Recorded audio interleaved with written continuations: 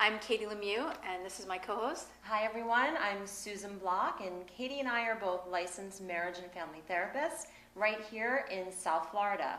We have private practices, and we both specialize in working with couples. We have a passion for working with couples, and we're really excited about our guest today. So our guest today is Dr. Virginia Christ, and she's a licensed marriage and family therapist. And honestly, she just, to me, exudes love. She's sweet, she's kind, she's passionate. I think you guys are going to love her too. And Dr. Christ and I had met actually through Nova Southeastern and various trainings. We just kept connecting and running into each other. And today she's going to talk about sex. And her topic is all you need to know about sex, but we don't have enough time for that. That would be, a several-year episode show. But she's going to give us 4 tips about sex. So we're really fascinated about your topic, and I know the audience can't wait to hear the juicy tips that you have for them today. Thank you. So if you can begin by just first start off telling us how you got started in the field of working with couples, as well as kind of narrowing down into working with sex. Thank you, Susan, and thank you, Katie, for having me this morning. I'm delighted to be here. Being a licensed marriage and family therapist, I began by doing so much research on romantic love that I became a magnet for couples.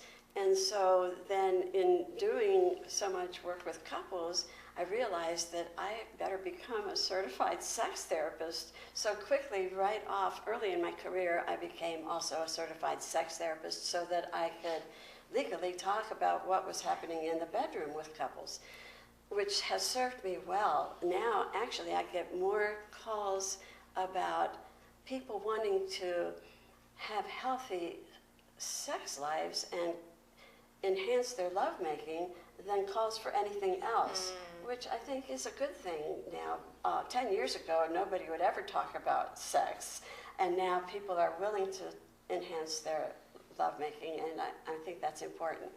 So,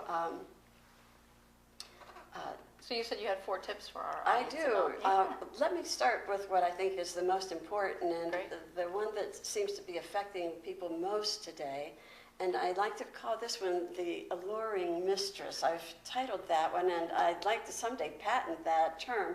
The alluring mistress is technology. Today, couples unthinkingly bring their iPads and their laptops and their cell phones into the bed with them. And that is the mistress that is destroying the lovemaking between couples, and in fact, destroying relationships at large. Absolutely. All relationships, really. With Yes. parent-child, absolutely. Yes, yes. Or even sitting around a dinner table and everyone's on their phones. You see it at restaurants all the time. Yes. So it's everywhere. Yes. Unfortunately, it's very damaging to relationships on every level. And particularly, I'll say, in the topic today, in lovemaking, it kills the lovemaking because people are so intent on their iPads that it takes the place of the lovemaking. And so I would encourage couples to, once they get in the bed, there's no room for the alluring mistress. The bed is much too small, even if it's king size. There's no room for a cell phone, no room for an iPad, no room for a laptop. Remember who you are in love with, and that is the partner who is lying next to you. An iPad can never hug you, can never hold you, can never wipe away your tears, can never warm you, can never have an emotion with you, and can never make love to you. And so you're neglecting the partner lying next to you for a piece of machinery that is always irreplaceable. Let's say But the your wrong partner kind is- of machinery. Correct. Well said, Susan, the wrong kind of machinery. It's that kind of show today. Yes, it is. So what else do you have for our audience today?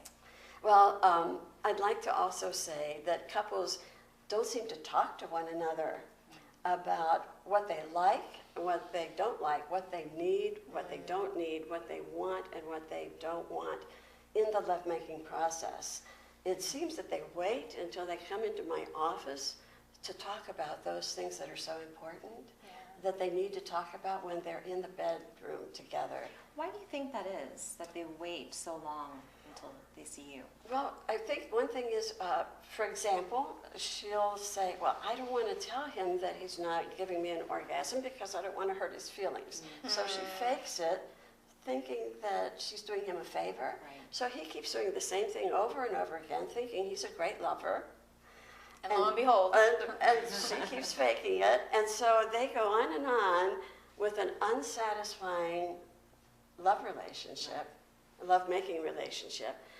And so then they continue to become more and more distant because they're not speaking about what's not happening. Right, not working, not happening. What's not working, yeah. And so it's very sad because they're not being vulnerable enough to say what they need to say to one another to make it better.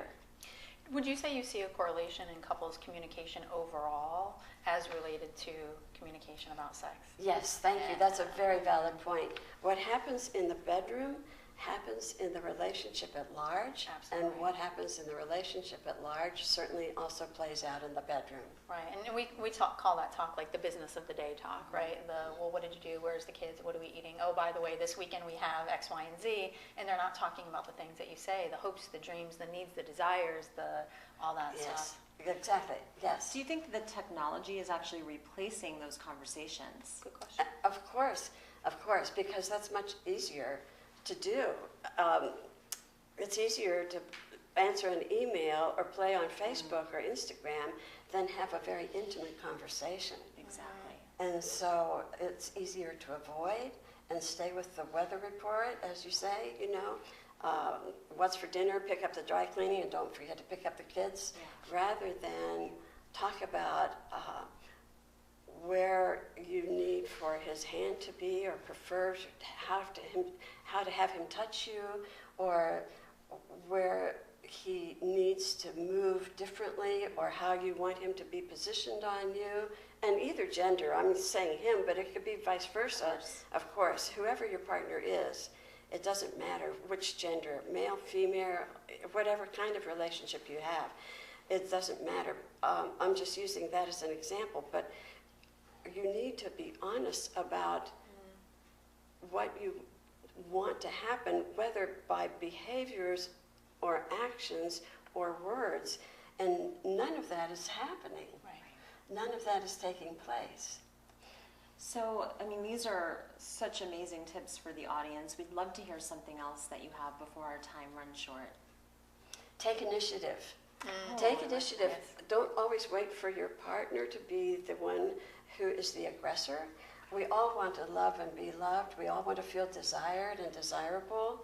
And so we sometimes think that our partner should be the one to initiate all the time, but we all need to make that equal and take turns and make each other feel wanted and loved as well. Definitely. And not just wait.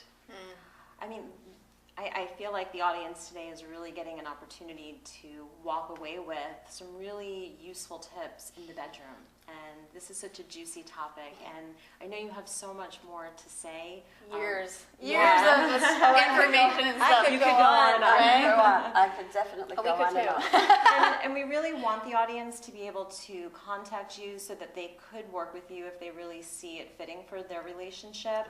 Can you tell them how they could reach you the best way? Yes, thank you. My website probably would be the best way, and that is askdrv.tv.